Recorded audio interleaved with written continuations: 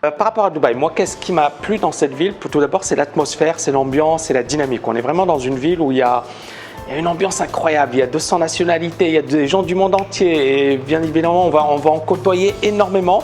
Et donc, ça nous apporte cette ouverture d'esprit. C'est-à-dire qu'on est, par exemple, on évolue dans un environnement européen ou marocain, africain.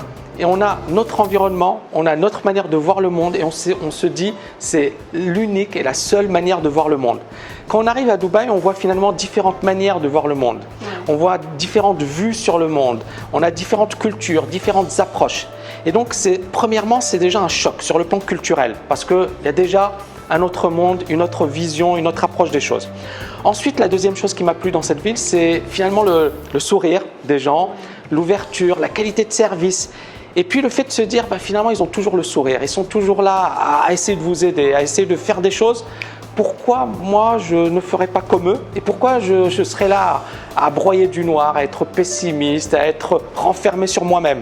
Et les gens ici, dès que vous rentrez dans un magasin, ils vont vous dire bonjour, est-ce que je peux vous aider? Est-ce que je peux faire ceci? Est-ce que je peux faire cela? Et je me dis, déjà, ça a été pour moi une excellente leçon sur le plan, une leçon de vie.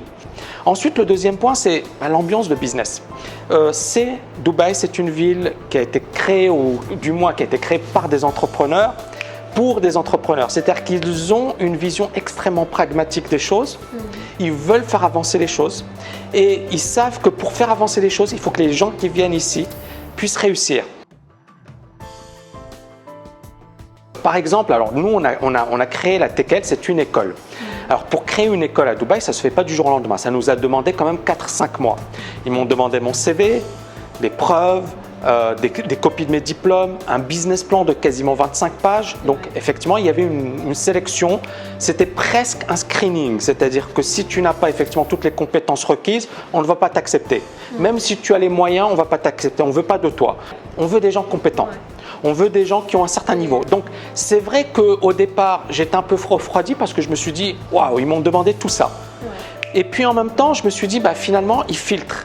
Parce que quand je sais que, par exemple, il y a des personnes qui créent des écoles de trading qui n'ont même pas de diplôme, qui n'ont aucune expérience, qui n'ont aucun background, et je me dis, ici, on ne peut pas créer quelque chose comme ça. Donc, premièrement, il y a ce premier filtre. Ensuite, une fois qu'on a passé ce filtre, déjà, il faut le passer. C'est vrai que ça refroidit. On se dit, finalement, beaucoup de paperasse, beaucoup de choses. Est-ce que ça va se passer comme ça? On s'aperçoit qu'il y a beaucoup moins de paperasse, que l'aspect administratif, c'est vraiment un régal. Et puis, le contact avec les administrations. Et c'est là où cette expérience, elle est extraordinaire. C'est-à-dire que j'ai été à l'administration, au ministère de l'Éducation nationale de Dubaï, puisqu'on est régulé on a une licence du ministère de l'Éducation de Dubaï. On est allé au ministère de l'Éducation, on est accueilli par des personnes qui nous font asseoir, qui nous proposent un café, un thé, un sandwich, une glace. Est-ce que vous voulez? C'est incroyable. Je me suis dit, c'est quand même une administration. Donc, on a eu un accueil digne de prince.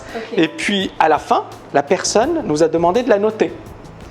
Satisfait, pas du tout satisfait. Et là, ça m'a donné une idée sur la qualité de Dubaï, sur le fait que finalement, on est dans un environnement où tout est fait pour viser l'excellence.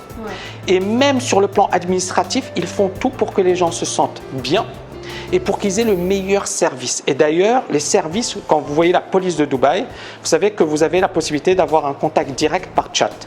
Et à la fin, vous pouvez les noter. Oui. Vous pouvez noter, je suis satisfait, pas du tout satisfait par le service. Mieux que ça, je dirais que c'est une démocratie, c'est-à-dire on n'a pas le droit de voter à Dubaï parce qu'on n'est pas citoyen de ce beau pays, mais par contre, c'est un droit de vote. C'est-à-dire, on est des usagers, on paye pas énormément d'impôts, mais on paye quand même, on contribue.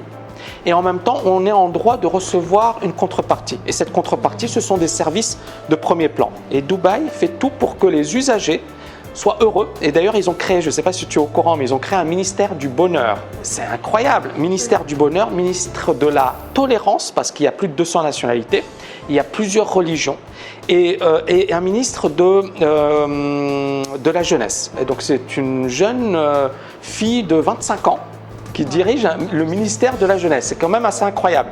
Et donc on voit la manière dont les services sont gérés, la manière dont tout est fait pour vous faciliter la vie, la manière dont finalement ils prennent à cœur votre bonheur, votre bien-être.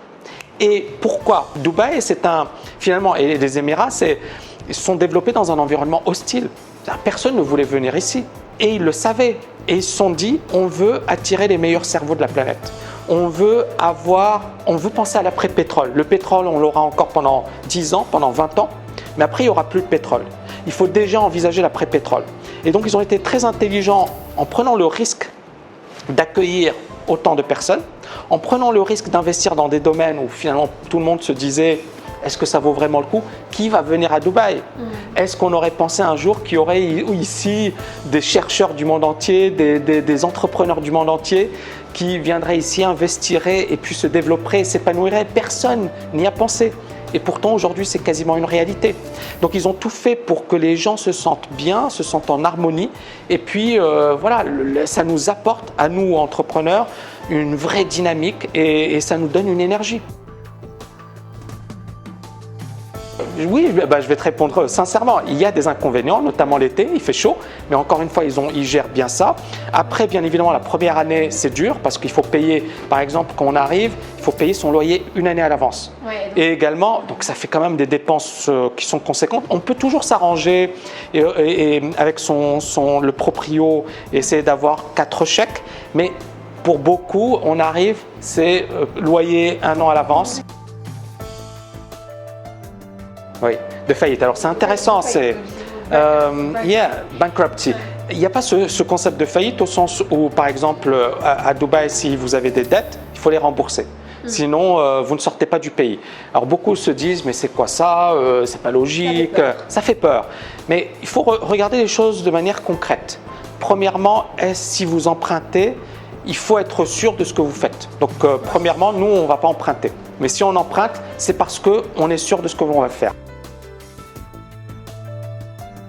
Alors, moi, j'ai pas envie de... Il y a bien évidemment des principes musulmans, mais c'est pas dominant puisque c'est vraiment un modèle universel, je dirais. Alors, bien évidemment, il y a des valeurs musulmanes, c'est un hub également pour la finance islamique, mais pas que ça. Parce que vous avez par exemple DIFC, tu as DIFC, où c'est presque une loi, c'est un État dans l'État, c'est une ville dans la ville, avec ses propres lois.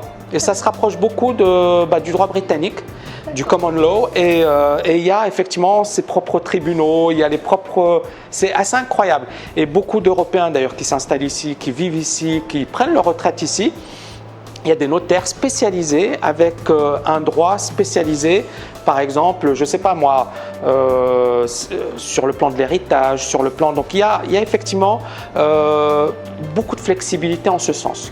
Mais ce principe, moi je pense que c'est plutôt un principe de business, c'est-à-dire qu'il y a un environnement où il y a le moins d'escrocs possible. Il y a tellement de personnes qui vont vous dire « je vous prête de l'argent » ou « prête-moi de l'argent et je vais te rembourser et je te donne un chèque » et qui ne sont pas capables d'honorer leurs dettes. Et à Dubaï, on considère qu'une dette, c'est quelque chose de précieux. C'est-à-dire que si vous prêtez ou si vous empruntez, vous devez être capable de rembourser. Et si vous remettez un chèque, il faut honorer sa parole. Moi, je pense que c'est plus une question de parole. Donc, à partir de là, il ne faut pas s'aventurer et faire n'importe quoi. Maintenant, ça reste hyper sécurisé. C'est l'une des villes les plus sûres au monde. C'est également une ville où vous pouvez sortir à 4h, 5h du matin, vous ne craignez pas pour votre peau. Il y a même des histoires selon lesquelles on parle de taxi, de chauffeurs de taxi, qui auraient trouvé un sac avec plein d'or et de diamants et qui le retourne à la propriétaire, de peur d'être poursuivi, mais à un certain moment on peut également parler de, finalement il y a une éthique, c'est-à-dire que dans cette ville les gens sont honnêtes. Donc il n'y a pas par exemple, vous allez sortir dehors, vous allez voir des cafés, ils laissent les chaises à l'extérieur, on va le voir nulle part ailleurs. C'est parce qu'il y a une telle sécurité que les gens ils vont laisser leur vélo à l'extérieur et n'auront pas peur de se les faire voler.